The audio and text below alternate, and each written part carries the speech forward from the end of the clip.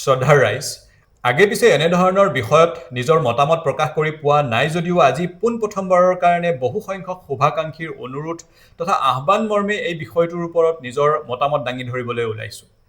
সাংবাদিকসকলে এই কথাটো ভালকৈ জানে যে এটা ধৰ্মৰ বিষয়ে বেয়াকৈ লিখিলে অইন এটা ধৰ্মৰ কিছুসংখ্যক লোকে ভাল পাব, নাইবা অইন এটা ধৰ্মৰ বিষয়ে বেয়াকৈ লিখিলে আনটো ধৰ্মৰ কিছুসংখ্যক লোকে ভাল পাব, বিশেষকৈ সেইসকল লোক যিসকল লোক এই বিভাজনকামী পৰিৱেশৰ কবলত পৰি যিসকল লোকৰ অন্তৰ সাম্প্ৰদায়িকতাৰ বিষবাষ্পই ইতিমধ্যেই ক্ৰিয়া কৰিছে।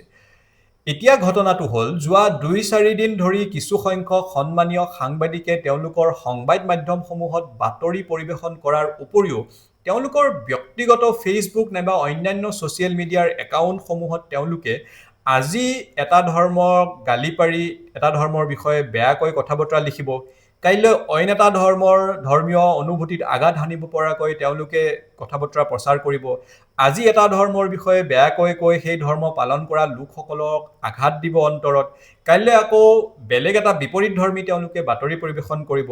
এইবোৰ কাম আৰু এইবোৰ পোষ্ট কৰি তেওঁলোকে এই বাৰ্তাটো দিবলৈ বিচাৰিছে যে তেওঁলোক সাংঘাতিক ধৰণে প্ৰফেশ্যনেল হয় আৰু প্ৰফেশ্যনৰ খাতিৰত তেওঁলোকে এই কামটো কৰি আছে। তেওঁলোকৰ দৃষ্টিত এই কামটো বৰ ভাল যেন লাগিলেও তেওঁলোকে প্ৰফেশ্যনেল মাইলেজ পোৱাৰ কাৰণে হওক নাইবা যি উদ্দেশ্যতে নহওক, এই কামটো তেওঁলোকৰ দৃষ্টিত প্ৰফেশ্যনেল যেন লাগিলেও যি কামৰ ওপৰত ভৰি থৈ তেওঁলোকে এই কথা বতৰাবোৰ কৈছে, এই বিভাজনমুখী এটা পৰিৱেশৰ সৃষ্টি কৰিছে, ইয়াৰ বিৰূপ প্ৰভাৱ সমাজখনৰ ওপৰত পৰে।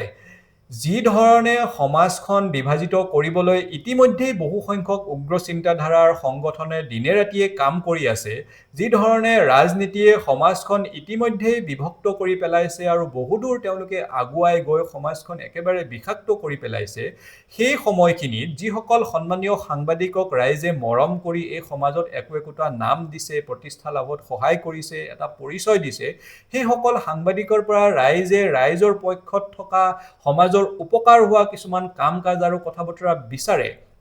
কিন্তু যদি প্ৰফেশ্যনৰ খাতিৰত তেওঁলোকে এনেধৰণৰ সমাজখন বিভক্ত কৰিব পৰা, মানুহৰ অন্তৰত আঘাত দিব পৰা, ধৰ্মীয়ভাৱে মানুহক ভাগ ভাগ কৰিব পৰা কথা বতৰাবোৰ কোৱাতেই ব্যস্ত থাকে, তেনেহ'লে মানুহে কাৰ পৰা আশা কৰিব? কাৰণ বহু আশা কৰিয়েইতো সাংবাদিকসকলক এই সমাজত ৰাইজে প্ৰতিষ্ঠা কৰিছে। গতিকে এইসকল সন্মানীয় সাংবাদিকলে আমাৰ অনুৰোধ যে প্ৰফেশ্যনত আগবাঢ়ি যাবলৈ, মাইলেজ ল'বলৈ আৰু বহু কাম ৰাইজৰ হকে কৰিবলৈ আছে, বহু বাতৰি পৰিৱেশন কৰিবলৈ আছে, যিবোৰ কাম ইতিমধ্যে বিভাজনকামী শক্তিবোৰে দিনে ৰাতিয়ে কৰি আছে, সাম্প্ৰদায়িক সংঘৰ্ষৰ পিনে সমাজখন ঠেলি দিয়াৰ কাৰণে দিনে ৰাতিয়ে অনবৰতে কিছুমান ৰাজনৈতিক শক্তিয়ে কাম কৰি আছে, সেই কামবোৰ আমাৰ নিৰপেক্ষ বুলি ভবা সন্মানীয় সাংবাদিকসকলে নকৰাকেও থাকিব পাৰে। গতিকে সন্মানীয় সাংবাদিকসকললৈ আমাৰ অনুৰোধ, ৰাইজে বিচৰা ধৰণে, ৰাইজে যেনেধৰণে মৰম আশীৰ্বাদ দি ইমান আগুৱাই দিছে, ৰাইজৰ হকে সমাজখন বেমাৰী নকৰাকৈ সমাজখনৰ হকে কাম কাজবোৰ কৰা আৰম্ভ কৰক। ধন্যবাদ। জয় আই অসম। সকলো ভালে থাকক।